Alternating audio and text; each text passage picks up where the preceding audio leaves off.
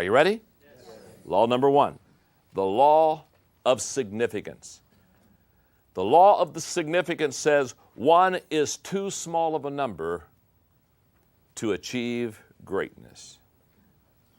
Let me put it another way. I love this expression. You may be good, but you're not that good. Every once in a while I run into people, and a person will come up to me and they'll say, John, and they'll say this kind of in a bragging way. They'll say, I'm a self-made man. And I know when they say they're a self-made man, they want me to congratulate them. They want to say, oh, my goodness, that's wonderful. And so when they tell me they're a self-made man, I always tell them the same thing. I look at them and say, oh, that's too bad. And it just kind of sucks air out of them. You know what I'm saying? And because that's not what they were expecting. And I say, because if you've made everything yourself, you haven't made much. In fact, I give you a challenge today on this law of significance. And here's the challenge. It's in your notes. Name one significant accomplishment that was a result of only one person's effort. You can't do it.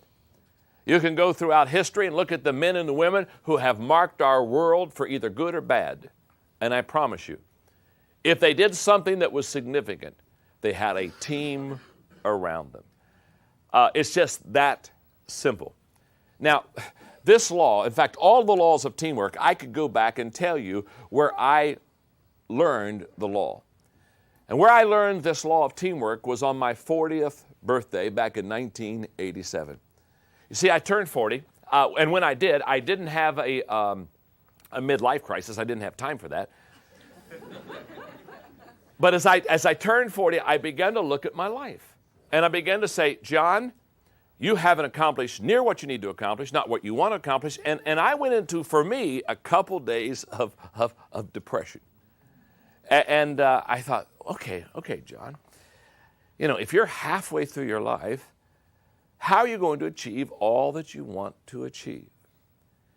It was on my 40th birthday that I realized, and when I wrote the 21 Irrefutable Laws of Leadership, one of the laws I wrote was the law of inner circle, which says those who are closest to you determine the level of your success. It was on my 40th birthday that I realized that if I was going to accomplish what I wanted to accomplish, I was going to have to develop a team around me. Does this make sense? Yes. And on my 40th birthday, I made that commitment. I said my number one responsibility and my number one priority from this time on is not to write another book, although I want to write more books. It's not to speak at another seminar, although I want to do seminars. Not to do another training video, although I want to do all those. My number one responsibility is to develop a team around me. And I can say, in my life for the last 14 years, that has been the top priority. That has been my number one commitment. Now, what I want to do in this law of significance is I really want to help you. I want to help all of us understand how important this is. So let me illustrate this for a moment, okay? My name's John. What's your name? Gene. Okay, Gene. Well, now let me ask you a question, Gene. Here's how this works. If you have a great idea, and I have a great idea, but we don't share ideas, how many ideas do you have? One. You've got one. That's exactly right. And I have one. Now, let me go a little farther on this. If you have a great idea and I have a great idea, and we sit down over a cup of coffee and we share with each other the great idea, now how many great ideas do you have? We have two. That's exactly right. You've gone from 1 to 2 because of teamwork. Now, that's a very simple illustration. In fact, in that kind of an illustration, there's only 2 people involved. But what would happen? What would happen if, let's say, for example, this is my team right here. I've got 4 players on my team. Now, what would happen if we get together and I have a great idea and you have a great idea and all of us have a great idea and we get to the table and we all begin to put our great ideas out on the table? What's your name? Bobby. Now, if we do that, Bobby comes to the table with 1 great idea, and Bobby leaves the table with 5 great ideas. You see, teamwork begins to multiply your effectiveness. That's why you cannot do anything significant on your own. So when you're kind of bragging on the fact that you're a self-made person and that you're doing this and you're working hard and you're spending a lot of time and energy and hours on a project, just understand, the only way that you're really going to be effective, the only way that you're really going to accomplish a lot is by bringing around you and developing a good team. Now, so you ask me, just say, John, this seems simple. I mean, one idea, good idea, now we got two ideas. Why don't I do this? Good question. I think there are several reasons why we do it ourselves instead of develop other players to be on our team. And I'm not going to give you all of them, but I'll give you 9. It's not the complete list, but it's close. Number 1, insecurity. Isn't this true? In fact, when I said insecurity in this studio, everybody groaned. Because every one of you right now are thinking either of yourself or of somebody that you know that's insecure. And they won't share. I know people that say, oh my goodness, I have this idea. And oh my goodness, I don't think I want to share it with anybody. I need to keep this idea. It's maybe the only idea I'll ever have.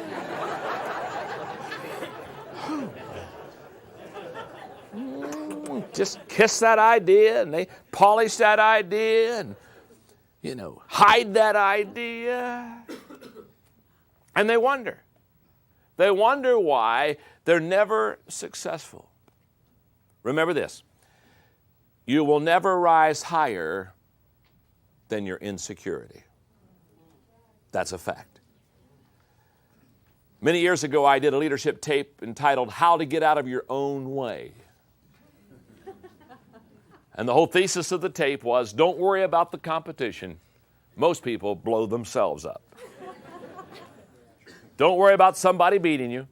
Insecure people usually disqualify themselves.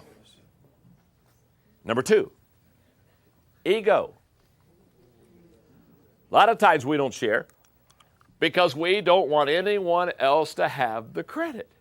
So if you have an ego as big as Texas, you understand, you don't want to let anybody know that maybe Gene had a good idea, and so you try to take credit for everything. And what I've always said is, watch out for the leader whose ego is bigger than their IQ.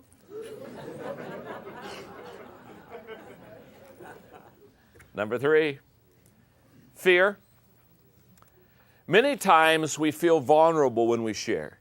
Many times we feel vulnerable when we bring people around. And what if they don't do it as well as I would do it? And if I pass this out or if I delegate this, what happens if they mess it up? And I always say to people, don't worry about that. Look at yourself. You've been messing up long enough. Here's a thought. Why don't we pass up the messing up around? Just pass them out because you're already messing up. And so let somebody else share the mess ups with you. Number 4. Selfishness. Many people basically are selfish and they want to keep everything for themselves. Number 5 is pride. Some people think that, oh my goodness, if I bring somebody else into this, then somehow it means I'm less of a person, or I'm not who I should be, or I'm not the leader I should be, or somebody's not going to think I'm doing the job that I can do. Number 6, control. Don't you know some people that are control freaks? I mean, they don't let anything farther away than their grasp. And they basically don't feel comfortable unless they have total control. And by the way, let me just time out here. They're not any fun to be around, are they? I mean, when I'm around a control freak, I look for the exit door as fast as I can. I've got to go out and get a breath of fresh air. Number 7, naiveness. I think a lot of people don't use a team because they never had training on it. And they don't know and understand the value of it. So I think there are a lot of people like myself. When I got to 40 and had not accomplished what I wanted to accomplish, and I kind of was a little bit set back on that whole situation and asked myself, why not? To be honest with you, I had a sense of naiveness. For a period of time, I just really wasn't sure how to develop a team. That's why we're having this seminar. That's why these training tapes on teamwork. Number 8, poor teammates. Let me ask you a question. How many of you have ever handed the ball off to somebody and they just consistently fumbled it? Isn't that true? I mean, it doesn't, I mean, you hand the ball off, they fumble. You hand the ball off, they fumble. You hand the ball off, they fumbled it. You with me? And after you do that for a period of time, you say, I don't think I want to hand the ball off. It's kind of like you hit the ball and drag Charlie, hit the ball and drag Charlie, hit the ball and drag Charlie, hit the ball and drag Charlie. After a while, don't you just want to hit Charlie?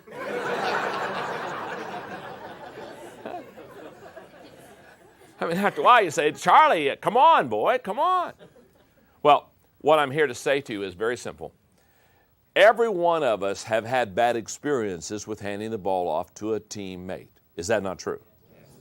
Our problem is not that we had a bad experience. Our problem is we let the bad experience stop us from developing teams.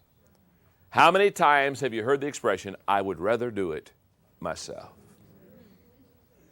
If the job is to be done right, you gotta do it yourself.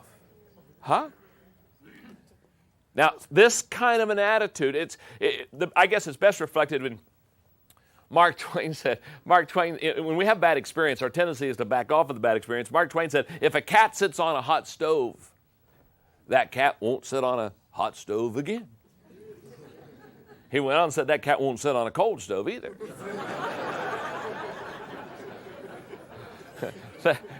That cat just don't like stove.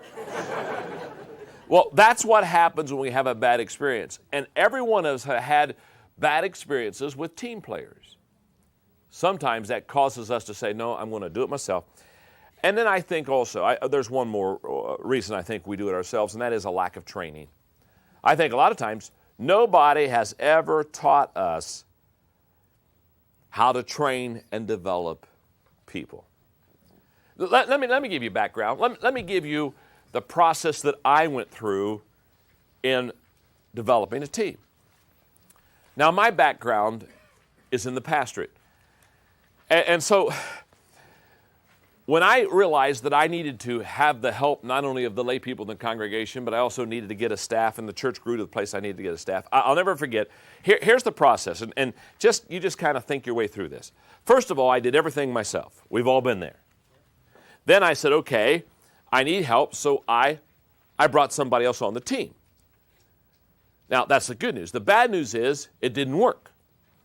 So I let him go. Now I'm back to doing it all myself. And basically saying team stuff doesn't work. To where I can no longer do it all myself, and so I bring another person on the team. Now, I started to do it myself. I do it with somebody, but that doesn't work, so I do it myself. Now I bring somebody else on the team. Now, but because I did it with somebody and it didn't work, this time I said, okay, I'll bring them on the team. I'll give them a job. I'll give them an assignment, but I won't get close to them.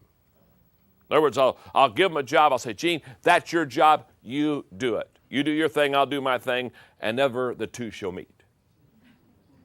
Now, here's what I found. When you bring somebody on your team and you give them an assignment, but you don't develop a relationship, the good news is they will never hurt you. The bad news is they'll never help you. So I went from doing it myself to bringing somebody that it didn't work, to doing it myself, to bringing somebody on the team but didn't get close to him, to now bringing somebody on the team and saying, no, I'm going to develop a relationship with him. Now the good news is now all of a sudden we're having a good time. We're connecting. We're relating. That's the good news. The bad news is we're not accomplishing much. We're holding hands and singing Kumbaya. Then all of a sudden I realize the value of a team member is to come together for a common purpose. So what's the process? I do it myself. I bring somebody on. Doesn't work. I do it myself. I bring somebody on, but I don't let them close to me. I bring somebody on and I let them close to me, but I don't train them because we're just into relationships. Now I bring somebody on and I am close to them and I develop not only a relationship with them, but I begin to train them. It wasn't till I learned that you bring somebody on your team, not only to have a connection in a relationship with them, but also to train them, that they really become effective. I was at an office the other day and I saw a sign on the desk that really explains, I think, the law of significance best. Because on the desk was this sign, and I think it said it well. The sign read, "If I had it to do all over again, I'd get help." And I think how true that is. If I had it to do all over again, I'd ask for help. So what I have in closing on this law of significance is I brought with you one of my favorite stories to read. It's the story of the bricklayer. Listen to it. A bricklayer tried to move about 500 pounds of bricks from the top of a 4-story building to the sidewalk below. And the problem was he tried to do it alone. This is his own story taken from his insurance claim form. It would have taken too long to carry bricks down by hand, so I decided to put them in a barrel and lower them by a pulley which I had fastened to the top of the building. After tying the rope securely at ground level, I then went up to the top of the building. I fastened the rope around the barrel, loaded it with bricks, swung it out over the sidewalk for the descent. Then I went down to the sidewalk and I untied the rope, holding it securely to guide the barrel down slowly. But since I weigh only 140 pounds, the 500-pound load jerked me from the ground so fast that I didn't have time to think of letting go of the rope. And as I passed between the second and third floor, I met the barrel coming down. This accounts for the bruises and the lacerations on my upper body. I held tightly to the rope until I reached the top where my hand became jammed in the pulley. This accounts for my broken thumb. At the same time, however, the barrel hit the sidewalk with a bang, and the bottom fell out. With the weight of the bricks gone, the barrel weighed only 40 pounds.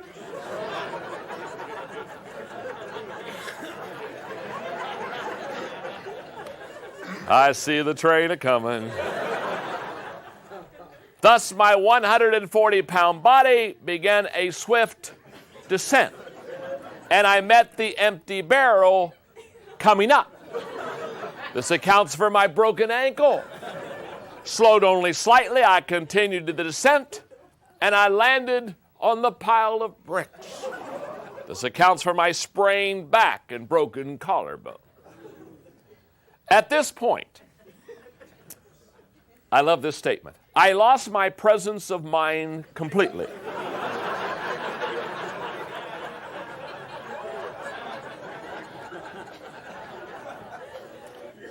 That's debatable.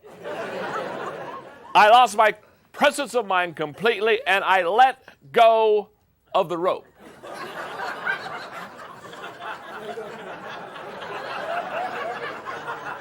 And the empty barrel came crashing down on me. This accounts for my head injuries. And as for the last question on your insurance form, what would you do if the same situation arose again? Please be advised that I am finished trying to do the job all by myself.